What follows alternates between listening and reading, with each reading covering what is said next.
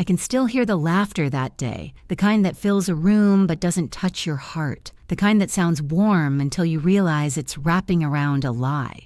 And right there, in the middle of all that laughter, my 7-year-old daughter's smile began to fade. That was the moment I realized silence was no longer kindness. It was surrender, and I'd never surrender again. Hi everyone, my name's Laura Bennett, and before I tell you what happened, I'd love to know, where are you watching from today? I always ask that because stories like mine, they travel far. They find hearts that understand pain in all languages. Now, let me take you back to that Saturday, the day a grandmother's words cracked something sacred inside our family. The Bennett house, my mother-in-law Margot's, was dressed like a Hallmark postcard that afternoon. Balloons, banners, a buffet table that could feed an army. She called it Grandkids Appreciation Day, which sounded sweet enough, though I'd learned long ago that with Margot, sweetness often came laced with something bitter. My husband Daniel thought it would be a good idea to go. It'll be good for the kids, he said, helping Mia into her dress. I wanted to believe him. I wanted to believe that maybe this time would be different. We arrived just after noon.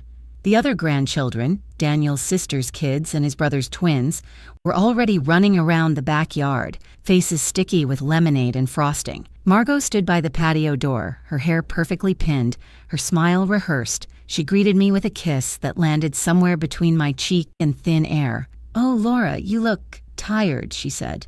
"I'm fine, thank you," I replied, forcing a smile. I'd learned to keep my tone even, calm, like smoothing ripples on water before they turned to waves.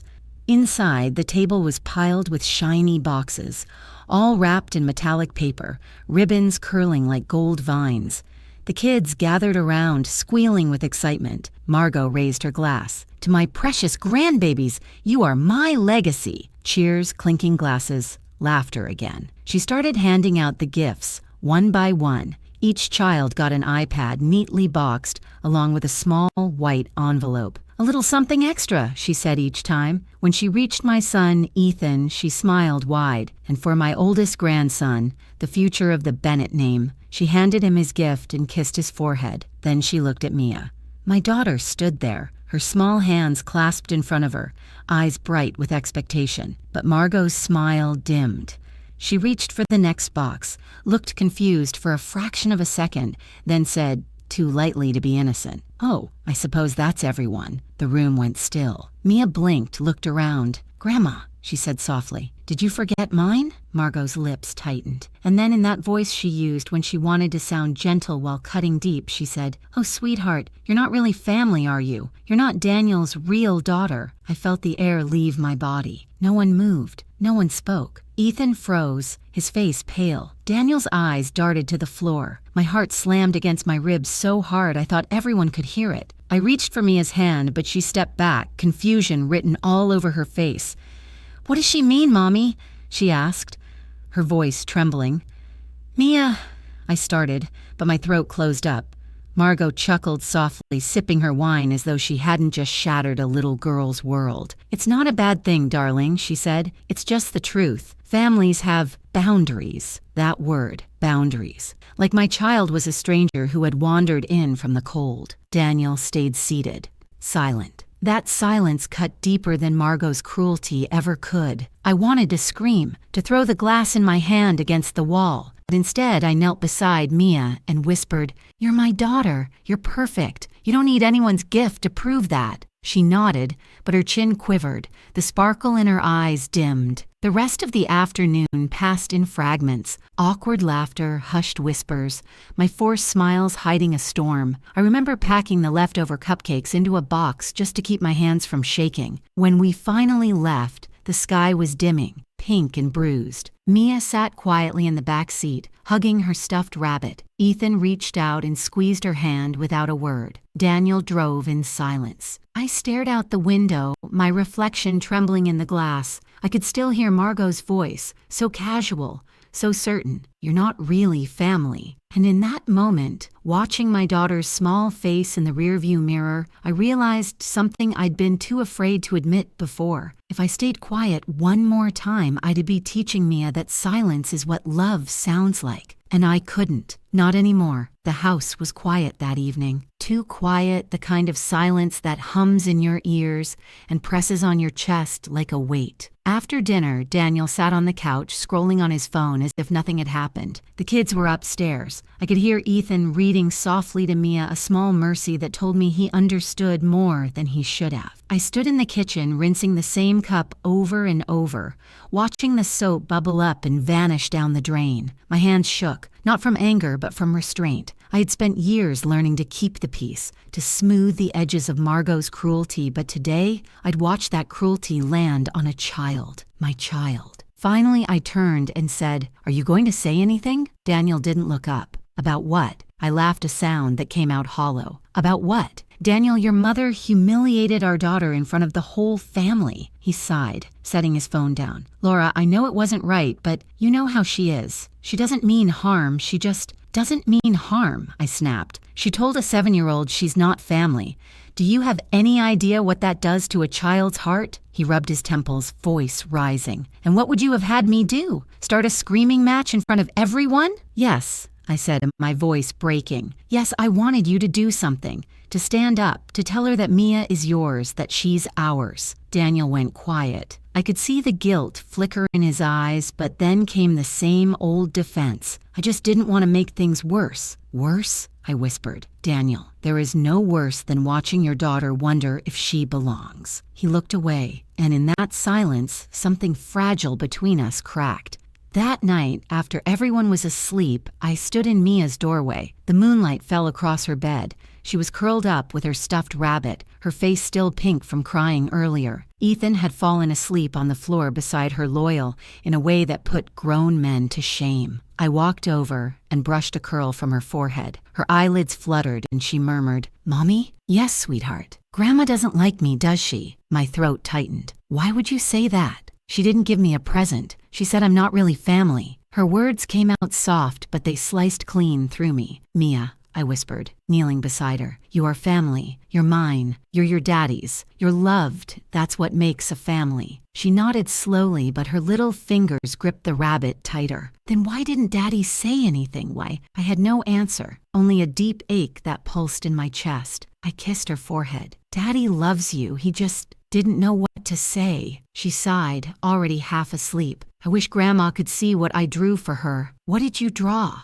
"A picture of all of us together, even her. I was going to give it to her today." Her innocence broke me. I waited until her breathing evened out before I let the tears fall silent, hot, endless. Later, I found myself at the kitchen table with my journal open. The house was still. Daniel had gone to bed without a word. I wrote, "If silence is what protects them, maybe truth will protect her. If I don't speak now, Mia will learn to swallow pain and call it grace." I closed the book and stared at the lamp's glow, replaying every family gathering in my mind, every comment Margot had made that I'd let slide. "Laura, you're lucky Daniel chose you. Ethan looks just like the Bennetts. Strong genes. Oh, Mia's such a free spirit. Must be her mother's side. A lifetime of small cuts, all forgiven in the name of peace. But peace built on humiliation isn't peace. It's a prison." The next morning, Daniel tried to act normal, making coffee, humming. I wanted to shake him. Instead, I said quietly, "I can't keep pretending this is normal." He frowned. "You're overreacting, Laura."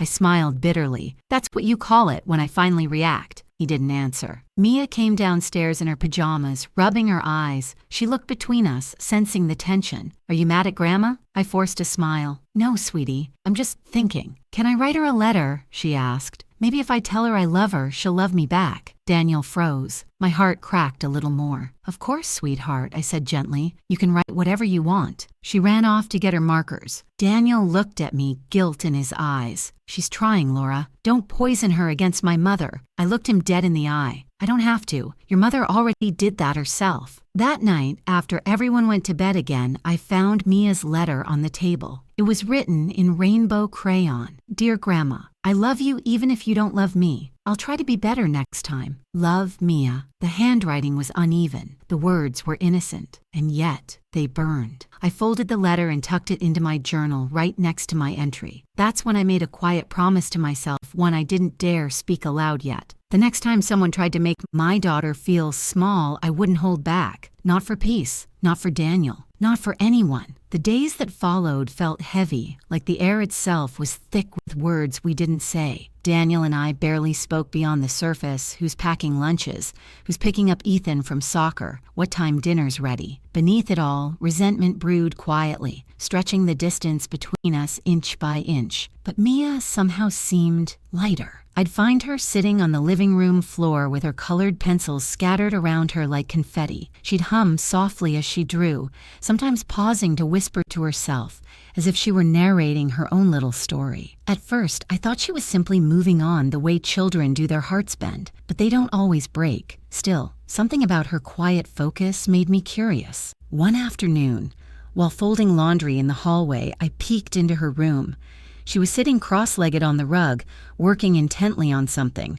Glitter pens, stickers, bits of paper cut into hearts. When she noticed me, she quickly covered it with her notebook. "What are you up to, sweetheart?" I asked. She looked up, smiling shyly. "It's a surprise." "For me?" She shook her head. "Not yet." There was something in her tone, calm, deliberate, far too mature for 7. It unsettled me a little, but I didn't press. Sometimes, children need secrets to feel powerful, and after everything she'd lost that day, I couldn't take that away from her. That evening, Daniel came home early. He stood in the doorway of the kitchen, watching me chop vegetables for dinner. The silence stretched. Finally, he said, "Mom called." My hands froze mid-cut. "And?" "She wants to have us over for dinner this weekend. She said she wants to clear the air." I let out a bitter laugh. She humiliated our child, and now she wants to clear the air over pot roast? Laura, please. I think she feels bad. She should feel bad. He sighed, stepping closer. "I just think it'd be good for Mia. Maybe if Mom apologizes—" "Daniel," I interrupted softly, "your mother doesn't apologize. She rephrases. There's a difference." He hesitated, then placed a hand on my shoulder. "Can we just try? For the kids?" I wanted to refuse. Every part of me screamed no. But then I thought of Mia, still drawing, still trying to make sense of the cruelty that had been handed to her like a lesson. "Fine," I said quietly. "We'll go. But this time, if she crosses a line, I'll handle it," he said quickly. I didn't believe him, but I let him have the words anyway. The rest of the week passed in small, strange rhythms. I caught glimpses of Mia working on her secret project, cutting colored paper, gluing shapes, writing in big looping letters. Once I saw her slip something into a small pink envelope and seal it carefully with a glittery heart sticker. "What's that?" I asked casually. She smiled mysteriously. "It's for Grandma." I froze. "For Grandma?" "Uh-huh. I'm going to give it to her if she's mean again." The calm certainty in her voice sent a chill through me. "Mia," I began gently, "you don't have to do that, sweetheart. Grown-ups should fix their own mistakes." She shrugged. "But maybe she'll understand better if I show her." "Show her what?" She thought for a moment, then said softly, "What family looks like." That night, I couldn't sleep. I kept thinking about her words. What family looks like. I wondered how many times I had failed to show her that, how many times I'd let Daniel's silence define what love looked like in our home. I walked into the living room and found my journal again. The page with her crayon letter still lay folded inside. I read it once more. "I love you even if you don't love me. I'll try to be better next time." It broke me all over again. And then, almost instinctively, I added a new entry. "She's learning more from how we stay silent than from what we say. Maybe it's time we all speak differently, even if it's through a child's hands." Sunday arrived too soon. I dressed Mia in her favorite yellow dress, the one with the little daisies embroidered along the collar. She insisted on wearing her sparkly sneakers and carried her pink envelope like it was something precious. In the car, she sat quietly, her small hands folded neatly in her lap, the envelope resting on top like a promise. Ethan teased her gently, asking, "What's in it?" She smiled. "You'll see." Daniel looked straight ahead as he drove, his knuckles pale on the steering wheel. "Let's all just stay calm," he murmured. I looked at him, then at Mia through the rearview mirror, so small, yet somehow braver than both of us combined.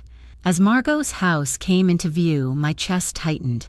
The same white porch, the same rose bushes, the same uneasy feeling crawling up my throat. I turned to Mia. You don't have to give her that, you know. She smiled softly. I know, but I want to. There was no hesitation, no bitterness in her tone, just quiet resolve. And for the first time in weeks, I realized that maybe the smallest person in our family was the only one who truly knew what courage looked like. The smell of roasted garlic and thyme filled the house when we walked in, comforting, familiar, deceiving. Margot always cooked like she was feeding the whole world, as if flavor could hide the bitterness beneath her words. She greeted us with her usual practiced smile. "Daniel, darling, Laura." Her eyes flicked to me, then to Mia and Ethan. "Well, don't you all look lovely?" "Hi, Grandma," Mia said softly, holding the pink envelope close to her chest. Margot bent down slightly, her pearl earrings glinting under the chandelier. "Why, hello, sweetheart." Her voice was sweet enough to rot fruit. Then she stood, smoothing her skirt. "Go on to the living room. Everyone's waiting." The rest of the family was already there. Daniel's brother Greg with his wife and twins, his sister Paula and her teenage daughter. Laughter, chatter, clinking glasses, the usual show. But beneath the laughter, I felt the static, that quiet current of tension that hummed whenever Margot was in charge. She had a way of controlling a room without ever raising her voice. We sat at the long oak table, candles flickering between platters of food too beautiful to eat.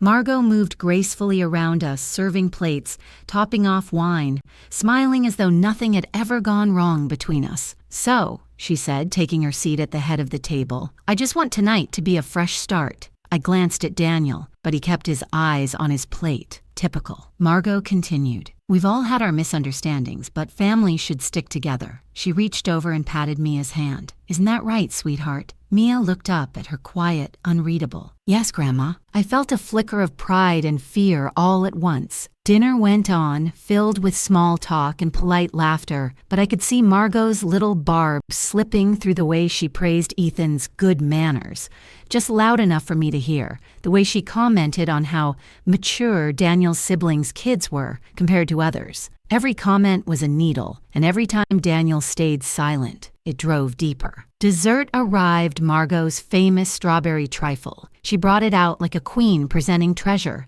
The children clapped and giggled as she set it down.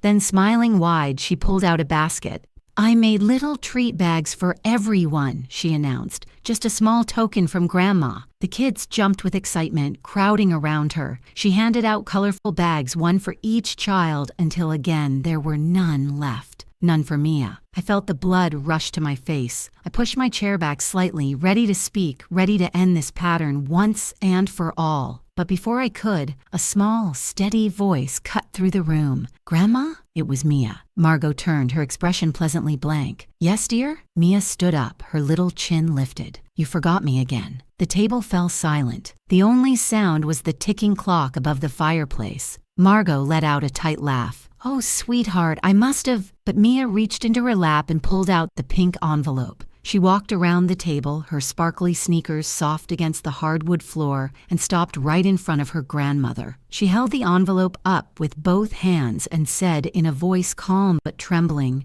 "Grandma, open this if you ever ignore me again." No one breathed. Margot blinked, her painted smile wavering. "What's this, darling?" "Just something for you." Mia placed it on the table in front of her and stepped back. Margot looked down at it. A small pink envelope with a glittery heart sticker, her name written in bright purple crayon. Grandma Margot. She chuckled awkwardly. "Well, this is quite the surprise." Daniel half rose, his voice uncertain. "Mom, maybe you can open it later." But Margot waved him off. "Oh, nonsense. A gift's a gift." She slid a manicured finger under the flap and tore it open. Glitter spilled out onto her plate like tiny stars. She reached inside, pulling out a folded piece of paper. The moment her eyes landed on it, everything changed. Her face went white, then red, then something between the two. Her hand trembled. "And then," she screamed, a raw, broken, startled sound that ripped through the dining room like glass shattering. The children froze. Daniel jumped to his feet. I reached instinctively for Mia, who simply watched her grandmother calm. Still, her small hand finding mine. Margot dropped the paper onto the table as if it had burned her. "Where did you..." she gasped, her voice shaking. "How did you..." The room erupted in whispers. Greg stood. Paula covered her mouth. Ethan stared wide-eyed at his sister. I looked down at the paper that lay crumpled on the tablecloth, half glitter, half tear stains, and though I couldn't see what was on it yet, I knew one thing for certain. Whatever was in that envelope, it wasn't just a child's drawing. It was truth. And truth, once opened, never stays quiet. For a moment, no one moved. The scream still hung in the air, sharp, unfinished, echoing through the chandelier light. Margot's hand trembled as she pointed at the paper on the table. "Where did she get that?" she demanded, her voice trembling between fury and fear. Daniel stepped forward, his face pale. "Mom, what's going on?" Margot didn't answer. Her eyes darted between Mia and me, as if searching for an explanation that wouldn't exist. I leaned closer, my heart pounding. The paper lay half open on the table, glitter dust clinging to the edges, and there, in the center,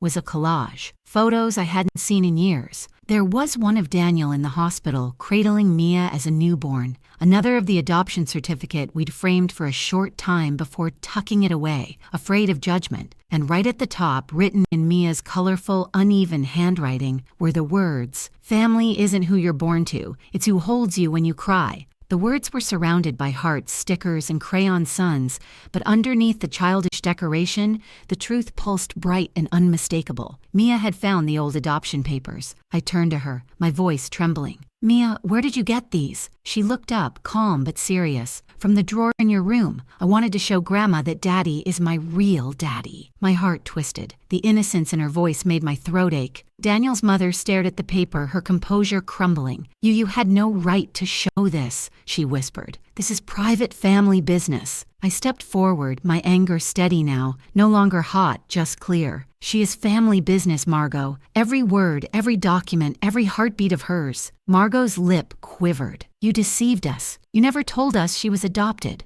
Daniel finally found his voice. "Because it doesn't matter, Mom." His tone cracked like a whip, sharp and final. "Because she's my daughter." That silenced the room. Mia blinked, her small fingers still gripping the edge of the table. "You said love makes family," she whispered to her father. "So I wanted Grandma to know that." Daniel's eyes filled. "You did the right thing, baby." He knelt beside her, pulling her into his arms. Margot stared at them, tears building in her eyes, but they weren't soft tears yet. They were angry, defensive, cornered. "You can't just rewrite bloodlines," she said, shaking her head. Family, I interrupted, "is the people who show up, the people who choose to love." The table went silent again. Even Greg and Paula, who had always taken Margot's side, looked down. Margot's voice trembled. "You should have told me the truth, Daniel. I had a right to know." Daniel turned to her, his voice calm but steady. "No, Mom. You had a choice to love her, and you failed." The truth hit her harder than any shout could have. For a long moment, no one spoke. Then Margot looked down at the paper again, and something in her expression softened just a fraction. Her eyes lingered on the photo of Daniel holding Mia, his hospital wristband visible, the word father printed beneath his name.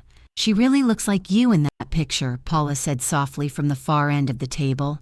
"I never realized it before." Margot's breath hitched. She sank slowly into her chair. Her hands shook as she ran a thumb over the photo. "She was so tiny," she whispered. "I never knew." Daniel watched her warily. "You never asked." Mia slipped from his arms, walked over to her grandmother, and stood quietly beside her chair. "You can keep it," she said, pointing to the collage. "If you ever forget, just look at it." Margot looked down at her, this little girl she had hurt, dismissed, and now faced in shame. And for the first time since I'd known her, she had no words. Her shoulders trembled. "I'm sorry," she whispered hoarsely. "I didn't mean—" "Yes, you did," I said softly. "But maybe you can mean something else now." Margot looked up at me, her eyes red. For a moment, I thought she'd lash out again, but instead she nodded just once and clutched the paper like it was a fragile thing she might break if she breathed too hard. The room was still. The trifle sat melting, the candles flickered, and somewhere outside, a wind chime whispered through the open window.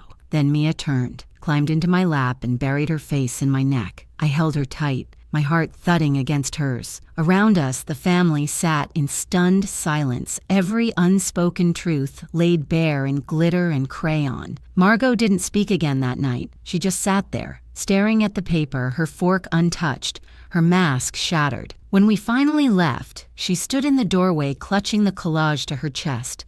Her lips parted, but no sound came out. And for the first time, I didn't feel anger toward her. I felt release. Sometimes it takes a child's honesty to say what years of adult silence never could. As I buckled Mia into her seat, she whispered, "Did Grandma like my gift?" I smiled through my tears. "Sweetheart," I said softly, "you gave her something she'll never forget." The morning after that dinner, the house was quiet. Too quiet. The kind of quiet that hums under your skin, where every clock tick sounds like a question no one wants to answer. Daniel sat at the kitchen table, staring into his untouched coffee. Mia was upstairs, humming to her dolls as if nothing had happened. Children have that strange grace, the ability to let go of what would destroy an adult. I washed the same mug 3 times before I realized my hands were trembling. "What happens now?" I asked finally. Daniel didn't look up. "She hasn't called. She will." He shook his head. "No, this time feels different." He was right. For 3 weeks, we heard nothing from Margot. Not a call, not a message, not even a passive-aggressive Facebook post, which for her was a sign of something serious. At first, I thought I felt relief. The air around the house was lighter, less barbed. Mia's laughter filled every corner. But at night, when I lay beside Daniel, I could feel the guilt pressing on both of us. Not because we'd done something wrong, but because truth, when spoken aloud, can leave scars even on the people who needed to hear it most. Then, one afternoon, an envelope arrived. No return address. No handwriting I recognized. Inside was a note written in Margot's spidery cursive. "I need to see you both. Alone. Please." No apology, no anger, just those words. Daniel hesitated for a long time before agreeing. "I don't want her upsetting Mia again," he said quietly. "She won't," I replied, though even I wasn't sure if I believed it. When we arrived, Margot's house looked smaller, not in size, but in presence. The garden, once perfectly trimmed, had grown wild. Her curtains were drawn. She opened the door herself, no makeup, no jewelry, her hair loosely tied back. I'd never seen her so human. "I didn't expect you to come," she said softly. "You asked," Daniel replied. His tone was flat, guarded. She nodded and stepped aside. "I want to tell you something. Then if you never want to see me again, I'll understand." We followed her into the living room. The photo of her late husband still sat on the mantel, polished and framed.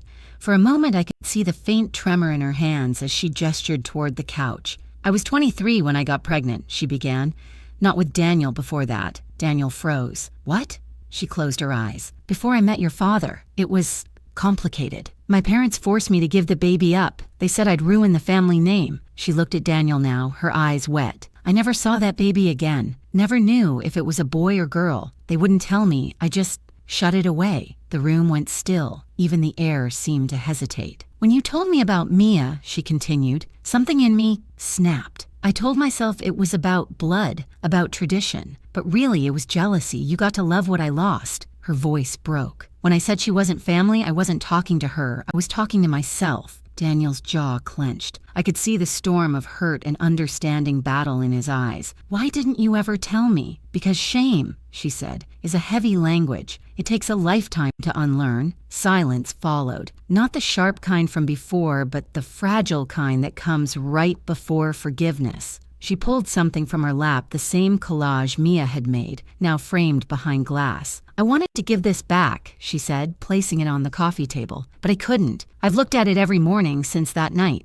She smiled faintly. "She saved me from myself." My throat tightened. Daniel's voice softened. "Mom, you hurt her. I know." Her tears fell freely now. "And if you let me, I want to spend the rest of my time making sure she never feels unwanted again." For the first time in all our years together, I saw her not as my enemy, but as a woman wounded, flawed, trying. When we left that day, Daniel didn't speak for a long time. He just drove, eyes on the road, knuckles white on the wheel. Finally, he said, "I think I understand her now. Do you forgive her?" I asked. He exhaled. "I don't know, but I want to try." That night, when Mia asked where we'd gone, Daniel knelt beside her bed and said, "Grandma's learning how to love better." Mia smiled sleepily. "Did she like my gift?" Daniel brushed her hair back. "More than you'll ever know." That was the first night I slept without replaying Margot's words in my head, because I realized something profound. Forgiveness doesn't erase the past. It reshapes it. And sometimes, even the cruelest words can plant the seeds of understanding. It's strange how peace doesn't arrive with a grand announcement. It comes quietly like morning light slipping through the blinds after a long night of storms. 3 months passed since that night at Margot's house, and in that time, the air around our family shifted in ways I couldn't have imagined. Mia still talked about that dinner sometimes, though.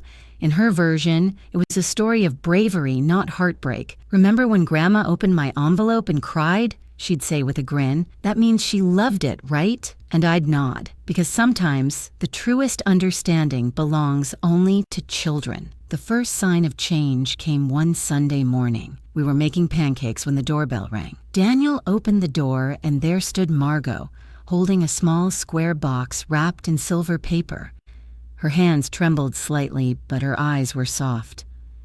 "Good morning," she said. I brought something for Mia." Daniel hesitated, then stepped aside. "Come in." She entered slowly, her gaze sweeping the house, lingering on the drawings taped to the fridge. When Mia saw her, she ran over and hugged her legs without hesitation.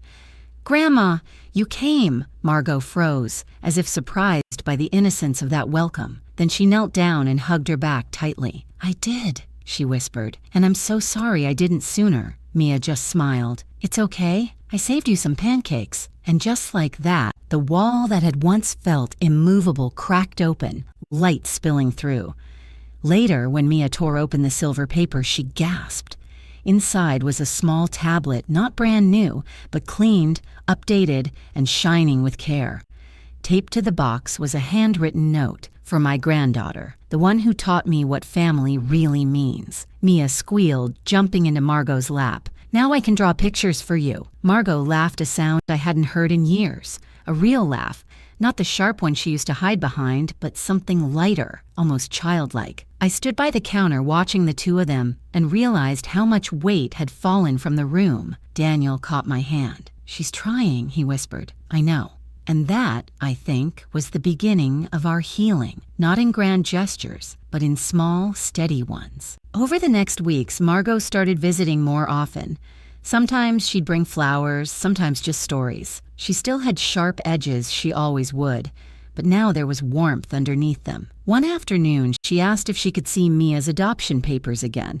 Not to question anything, she said, just to understand what love looks like on paper. When I handed them to her, she traced Daniel's signature with her finger. "He was always the brave one," she whispered. And then quietly, "Thank you for giving me a second chance to be a mother, too." Those words, so simple, yet so long overdue, were her truest apology. Spring came, and with it, the renewal of everything that had wilted. Mia's drawings started to include all of us again, me, Daniel, Grandma Margot, and even her cousins. In one, she'd drawn the dinner table, only this time everyone was smiling. When I asked her why, she said, "Because now Grandma knows where I sit." That hit me harder than any sermon could have. One evening, as the sun dipped low, Daniel and I sat on the porch watching Mia chase fireflies across the yard. He looked over at me, his voice quiet. "Do you ever wish that night hadn't happened?" I thought for a long moment before answering. No, because that was the night everything finally came out, the truth,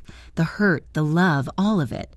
Sometimes things have to break before they can fit right again. He nodded slowly, his eyes following Mia's laughter. "She changed all of us, didn't she?" "She did," I said, "and she did it without even trying." That night, I found the collage, the original one Mia had made, still hanging in Margot's living room when we visited. She'd added one more picture to it, a photo of her holding Mia, both of them smiling. Underneath, she'd written in her tidy cursive, "Love is the only blood that matters." I stood there for a long time, just looking at it. The pain that had once burned so sharp now felt like something softer, not gone, but transformed. And maybe that's what family really is, a series of broken pieces we keep gluing back together, until one day we realize the cracks are what make it beautiful. Margot would never be perfect, neither would I. But in that imperfection, in the way we learned slowly, awkwardly, honestly to love each other anyway, we found something worth keeping. When I kissed Mia goodnight that evening, she murmured, half asleep, "Grandma said next time she's bringing cookies." I smiled, brushing her hair back. "I think she will." And as I turned off the light, I whispered mostly to myself, "That betrayal lit a fire in me I never thought I had." And from it, we built something worth forgiving,